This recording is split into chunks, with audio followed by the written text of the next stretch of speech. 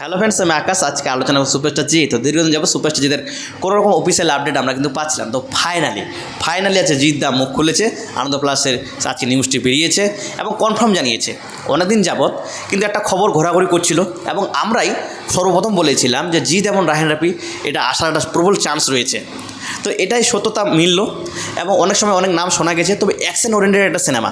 আজকে জিৎ দা নিজেই বলেছে তার গল্প খুব পছন্দ হয়েছে এবং কনফার্ম দিয়েছে তার তুফান দেখার পর রায়হান রাফির কাজ তো স্টাইল তার ভালো লেগেছে। নিজেই তিনি কিন্তু এটা আজকে আনন্দবাজার পত্রিকাতে তিনি বলেছেন এবং রায়হান রাফি এটাও জানান যে দু বাংলাকে টাচ করবে এই গল্পটি এবং দু বাংলা জুড়ে এই সিনেমাটি এবং যৌথ প্রোডাকশন হাউসের এটা নির্মাণ করা হচ্ছে। তো ভালো লাগছে এই সিনেমাটার মাধ্যমে। আশা রাখি জিৎদার একটা কামব্যাক হতে চলেছে। আপনারা সকলে জানেন যে জিৎদার অনেকদিন যাবৎ কিন্তু ভালো সময় যাচ্ছে না, কিন্তু আশা রাখি এই সিনেমাটার মাধ্যমে এটা ঘুরে দাঁড়াতে পারে। আপনারা এটাও জানেন যে জিৎদার কিন্তু হিউজ অডিয়েন্স রয়েছে বাংলাদেশে। তো বাংলাদেশ নিয়ে এটা পরিকল্পনা করেছে যে আর প্লাস ঈদের সময় বাংলাদেশ এমনিতেই ভালো সিনেমা চলে, ভালো ওয়ার্ক করে, ভালো বক্স অফিস আসে। তার সঙ্গে রায়হান রাফি, জিৎ এবং ভিলেন যে অবতার যে চরিত্র প্লে করবে এটাও বাংলাদেশ থেকে হতে পারে। তবে আর নাম ভূমিকায় শোনা যাচ্ছে চঞ্চল চৌধুরী থাকবে না অন্য কেউ থাকছে, কিন্তু বাংলাদেশের কোনো তাবড় ভিলেন চরিত্র থাকবে। তো যাই হোক, জিৎদা এবং রায়হান রাফি আসছে। এই নিউজটা শোনার পর সত্যিই বলছি খুব ভালো লাগছে এবং আনন্দ লাগছে। কারণ জিৎ এবং রায়হান রাফির পরিচালক কী ধরনের পরিচালক এটা বলে দিতে হবে না, এবং কী লেভেলের কাজ করে। তুফান সিনেমা আপনারা দেখেছেন এবং সুরঙ্গ দেখেছেন কী লেভেলের কাজ।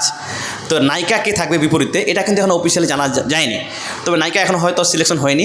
তবে এই সিনেমাটা যেটা আরও একটা আপডেট উঠে আসছে যে এই বছরের শেষের দিকে কিন্তু এই সিনেমার কাজ হবে, মানে এই বছরের শেষের দিকে এই সিনেমার শুটিংয়ের কাজ কিন্তু শুরু হয়ে যাবে, এমন কিন্তু তথ্য উঠে আসছে। তবে 2000 ঈদকে কিন্তু টার্গেট করা হচ্ছে, 2025 ঈদকে টার্গেট করা হচ্ছে। দেখা যাক এখন অফিসিয়াল আপডেট বা অফিসিয়াল ঘোষণা কবে আসে। কিন্তু নাম যেগুলো উঠে আসছে নাম কিন্তু এখনও কনফার্ম নয়। যে কিছুদিন আগে রেবেল নামটি শোনা গেছিলো, তারপরে লায়ন নামটিও শোনা গেছিলো। তো নাম কিন্তু এখনও অ্যানাউন্সমেন্ট হয়নি। তো নামটার জন্য আমরা তাকিয়ে আছি যে কী নাম হতে পারে। আর অ্যাকশন অবতারে কিন্তু সিনেমাটা অ্যাকশন মারধার এবং দু বাংলাকে টাচ করবে, মেলবন্ধন বজায় রেখে সিনেমাটা নির্মাণ করা হচ্ছে এমন পরিচালকের দাবি। তো যাই হোক, এই জিনিসটা খুশিতেই ভালো লাগছে। জিৎ এবং রায়হান রাফি ফিরছে, মানে দু বাংলাকে এক করার একটা আপ্রাণ প্রচেষ্টা। দু বাংলাকে এক করবে এই সিনেমার মাধ্যমে। আর অনেকদিন যাবত আমরা জিৎদার সিনেমা বাংলাদেশে রিলিজ দিতে দেখিনি, কারণ বিভিন্ন জটিলতার কারণে কিন্তু এটা বা সমস্যার কারণে কিন্তু হয়ে ওঠেনি। তো এবার কিন্তু হতে চলেছে। তো বাংলাদেশের অডিয়েন্সের জন্য এটা সুখবর এবং এপার বাংলার দর্শকের জন্য সুখবর। কারণ পশ্চিমবঙ্গ এবং বাংলাদেশ আমরা বরাবরই বলে এসেছি এই দু বাংলায় একসঙ্গে কাজ করা উচিত, তাহলে আমরা সাউথ বা বলিউডকে টেক্কা দিতে পারবো। কারণ বাংলাদেশেও প্রচুর বাঙালি রয়েছে, এখানেও অনেক বাঙালি রয়েছে। তো দু বাংলাকে নিয়ে যে ভাবনা চিন্তা করেছে জিৎদা, আসার আগে এটা মানে বক্স অফিস কেঁপে দেবে। আপনারা দেখেছেন বস 2 এবং বাদশা ডন, এই সিনেমাগুলো কিন্তু বাংলাদেশে হিউজ রেকর্ড করেছিল। কিন্তু এপার বাংলাও যা চলেছিল এপার বাংলার থেকেও কিন্তু বাংলাদেশে হিউজ কালেকশন করেছিল।